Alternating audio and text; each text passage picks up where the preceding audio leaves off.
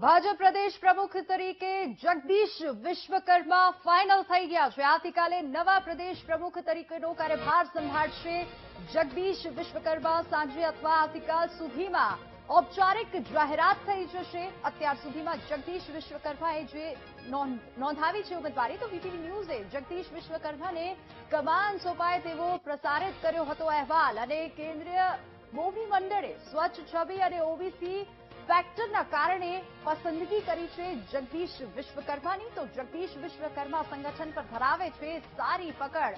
જગદીશ વિશ્વકર્માએ ઉમેદવારી પત્ર પણ ભરી દીધું છે। તો ગુજરાત બીજેપીને નવા પ્રમુખ મળવા જઈ રહ્યા છે। બીજેપીએ નિકોલના ધારાસભ્ય જગદીશ વિશ્વકર્મા પર વિશ્વાસ વ્યક્ત કર્યો છે, અને જગદીશ વિશ્વકર્માની બિનહરીફ પસંદગી થશે તે નક્કી છે, આવું અનુમાન પણ લગાવવામાં આવી રહ્યું છે।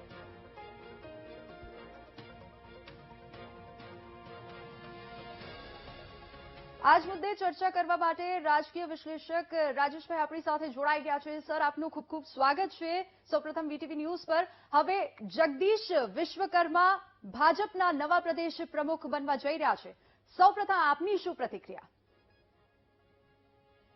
જે ચર્ચાઓ થતી હતી સંભવિત નામોની, એમાં સૌથી વધારે પ્રમુખ નામ તરીકે જગદીશ વિશ્વકર્માનું નામ આપણે ચર્ચ્યું છે, અને એની પાછળના કેટલાક કારણો હતા કે પાટીદાર મુખ્યમંત્રી હોય ત્યારે સ્વાભાવિક રીતે જ જે પ્રદેશ પ્રમુખ છે ઓબીસી આવી શકે, અને એની અંદર નિકોલની અંદર થયેલી નરેન્દ્ર મોદીની જનસભા અને રોડ શો, અને પછી સોનેરિયા બ્લોક બાપુનગરમાં નમોત્સવનો કાર્યક્રમ, આ બંનેને જગદીશ વિશ્વકર્માના પ્રી લોન્ચિંગ તરીકે જોવામાં આવતો હતો।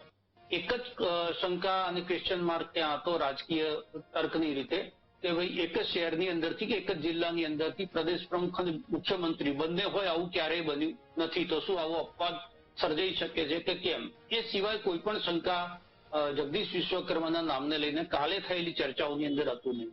એટલે પહેલી વખત એવું થયું છે કે ભારતીય જનતા પાર્ટીનું પ્રદેશ પ્રમુખ તરીકેનું નામ જે મીડિયામાં ચર્ચાયું 24 કલાક પહેલા, એ જ નામ જે છે એ આજે પણ પ્રદેશ પ્રમુખ ની વરણીમાં સાચું સાબિત થયું છે। બાકી પેલો સરપ્રાઇઝ એલિમેન્ટ વાળી એક કન્ડિશન એપ્લાય વાળી શરત સાથે આપણે વિશ્લેષણ કરતા આવીએ છીએ। હવે જગદીશ વિશ્વકર્માની વરણીની પાછળ 3-4 તમારે કારણો સમજવા પડે। એક તો ઓબીસી સમાજમાંથી આવે છે, એ તો છે જ, એની સાથે સાથે એ વડગામના વતની છે, એટલે ઉત્તર ગુજરાતનું પ્રતિનિધિત્વ પણ એક રીતે જગદીશ વિશ્વકર્માના માધ્યમથી ભારતીય જનતા પાર્ટીને મળ્યું છે। બીજું, એ જે વિસ્તારમાંથી આવે છે, નિકોલ, ઠક્કર, બાપાનગર, બાપુનગર, નરોડા, આ બધાને મિની સૌરાષ્ટ્ર તરીકે જોવામાં આવે છે, અને એમાં સૌરાષ્ટ્રના પાટીદાર સમાજનો બહુ મોટો સમૂહ આ વિધાનસભાઓમાં છે, અને એ જ માઇગ્રેટ થયેલો સમૂહ દક્ષિણ ગુજરાતમાં પણ છે, એટલે સુરતમાં પણ છે। તો એક રીતે દક્ષિણ ગુજરાત અને સૌરાષ્ટ્ર આ બંનેનું પ્રતિનિધિત્વ પણ જગદીશ વિશ્વકર્માના માધ્યમથી ભારતીય જનતા પાર્ટી લોકોની અંદર પ્રમાણિત કરવાની કોશિશ કરે છે। ત્રીજું કારણ એ છે કે અમદાવાદ શહેરના સંગઠન પ્રમુખ તરીકે એમણે કાર્યભાર સંભાળેલો છે, અને એટલે સંગઠનની જે જવાબદારી છે, સંગઠનનો અનુભવ છે, એમની પાસે હતો જ। સરકારની અંદર એ સહકારિતા મંત્રી અને કુટીર ઉદ્યોગ ને ખાદીને એનો પ્રભાવ એમની પાસે છે, એટલે સરકારની અંદર રહીને પણ એમણે મંત્રી તરીકે કામ કર્યું છે। એટલે સરકાર અને સંગઠન બંનેને એમણે અંદરથી જોયું પણ છે, એના વહીવટી અનુભવ પણ એમને છે। એટલે અત્યારની હાલની સાંપ્રત સ્થિતિની અંદર જે સંગઠન અને સરકાર વચ્ચે કંઈક ગેપ છે, અને ગેપના કારણે કેટલાક વિવાદ ઉભા થાય છે, એ જે વાત છે એને પણ ક્યાંક ને ક્યાંક એડ્રેસ કરવાની કોશિશ જગદીશ વિશ્વકર્માના નામ સાથે કરવામાં આવી છે। ચોથું કારણ એ છે કે જૂની અને નવી પેઢી આ બંનેની સાથે સામંજસ્ય સાધી શકે, કારણ કે અત્યારે સંગઠનની અંદર જૂના લોકોને સાંભળવામાં આવતા નથી, મૂળ ભારતીય જનતા પાર્ટીના લોકોને દરકિનાર કરીને બહારથી આવેલા લોકોને વધારે મહત્વ આપવામાં આવે છે। આ જે બધી ફરિયાદો છે એ ફરિયાદોને અનુલક્ષીને પણ જગદીશ વિશ્વકર્માની જે રીતની કામ કરવાની પદ્ધતિ છે, એમનો સ્વભાવ છે ને પ્રકૃતિ છે, એ બહુ બોલકા નેતા નથી, પણ એ શાંત સ્વભાવના અને પરિપક્વ વ્યક્તિત્વ છે। એટલે આ જે બંને ગેપ છે એની વચ્ચે બ્રિજ બનવાની કોશિશના ભાગરૂપે પણ જગદીશ વિશ્વકર્માને જોવાય છે। અને પાંચમું મુખ્ય અને મહત્વનું કારણ કે અમિત શાહના એ ખૂબ જ નજીકના દેખાય છે. એટલે કાલની ચર્ચાઓમાં પણ જે ચેનલ ઉપર ગયો મેં કીધું હતું કે એક મહત્વનું પાસું એ રહેવાનું છે પ્રદેશ પ્રમુખનું કે હવે સંગઠન અને સરકાર આ બંનેની અંદર અમિત શાહનું પ્રભુત્વ પ્રભાવ એ બંને જોવા મળે આપણને એવી શક્યતાઓ છે. જે પ્રમાણે ગુજરાતની અંદર અને એના આપણે રાખી રહ્યા હતા તો જગદીશ વિશ્વકર્મા જે છે અમિત શાહના પણ કરીબી ગણાય છે. એટલે બધી જ રીતે જેટલા પણ પાસા આપણે રાજનીતિક રીતે જોઈએ એ તમામ પાસાઓની અંદર આ નામ ફિટ બેસતું હતું અને આજે એ જ નામ ઉપર મોર લાગી છે. બિલકુલ રાજેશભાઈ, આપે 5 મહત્વના મુદ્દાઓ જણાવ્યા છે કે આ 5 મહત્વના મુદ્દાઓ જે છે જેને અનુલક્ષીને જગદીશ વિશ્વકર્માનું નામ સામે આવ્યું છે. તો હવે ભાજપ સામે કયા નવા રાજનીતિક સફરની વાત કરીએ તો સમીકરણો ઉભા થઈ શકે છે ભાજપ માટે? કારણ કે પહેલા CR પાટીલ અને હવે જગદીશ વિશ્વકર્મા જે અમિત શાહના ખૂબ જ નજીક ગણાતા વ્યક્તિત્વ ગણાય છે, હવે કયા નવા સમીકરણો ભાજપ ફેસ કરી શકે છે?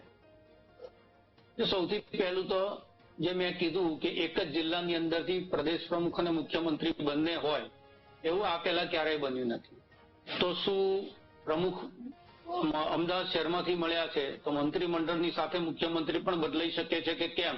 આ એક ચર્ચા જે છે એ કાલથી શરૂ થશે.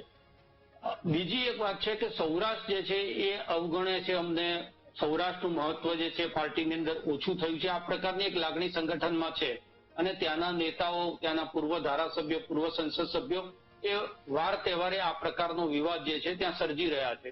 તો હવેનો જે મંત્રીમંડળ બને છે એની અંદર સૌરાષ્ટ્રને પ્રાધાન્ય આપી અને આ બેલેન્સને જાળવવાની કોશિશ કરે છે કે કેમ? એક બીજું છે. અને સૌથી મોટો પડકાર ભારતીય જનતા પાર્ટીની અંદર હાલની સ્થિતિમાં એ હતો કે સરકારની રીતે એટલે ચૂંટણીલક્ષી રાજનીતિની અંદર CR પાટીલ ખૂબ જ સફળ સાબિત થયા છે. એમણે જે માઇલસ્ટોન કર્યા છે એને જાળવી રાખવા એક સૌથી મોટો પડકાર છે નવા પ્રમુખની માટે. પણ એ સારા મેનેજર સાબિત થયા છે, પણ સારા સંગઠક સાબિત થયા છે કે કેમ? તો એ વિષય ઉપર કેટલાક ક્વેશ્ચન માર્ક છે.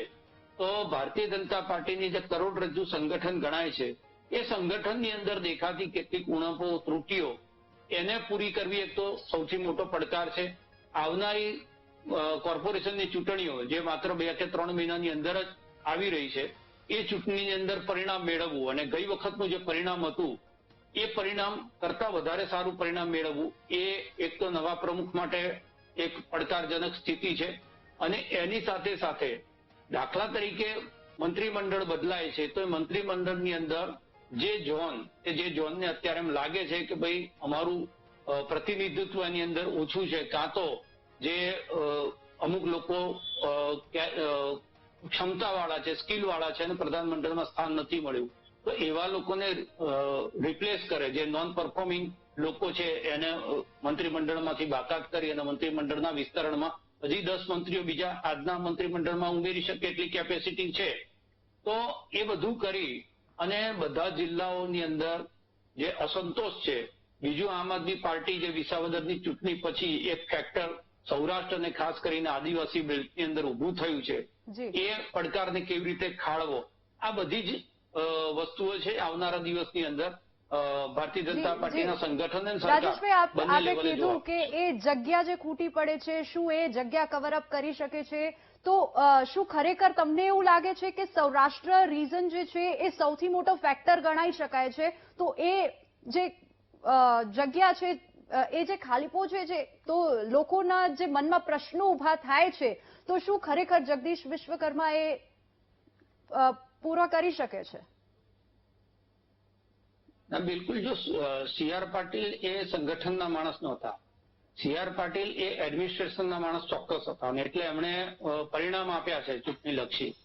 પણ જ્યારે CR પાટીલ પ્રમુખ થયા ત્યારે કોઈ જિલ્લાના પ્રવાસે ગયા તો જિલ્લાના પદાધિકારીઓનો પરિચય CR પાટીલને આપવો પડતો હતો. જગદીશ વિશ્વકર્માના બાબતે આ વસ્તુ જે છે એ નથી થવાની, કારણ કે એ જૂના લોકો અને નવા લોકો બધાથી પરિચિત છે. આખા સંગઠનના માળખાથી સરકારમાં રહ્યા છે એટલે પણ આખા ગુજરાતનું જે સંગઠનનું માળખું છે એનાથી એ પરિચિત હોય એટલે જે હ્યુમન ટચની એક ગેપ હતી કે ભાઈ જૂના લોકોને ભલે કશું પદ ના મળે પણ એમનું સન્માન જળવાય એ પ્રકારનો એક વ્યવહાર થવો જોઈએ.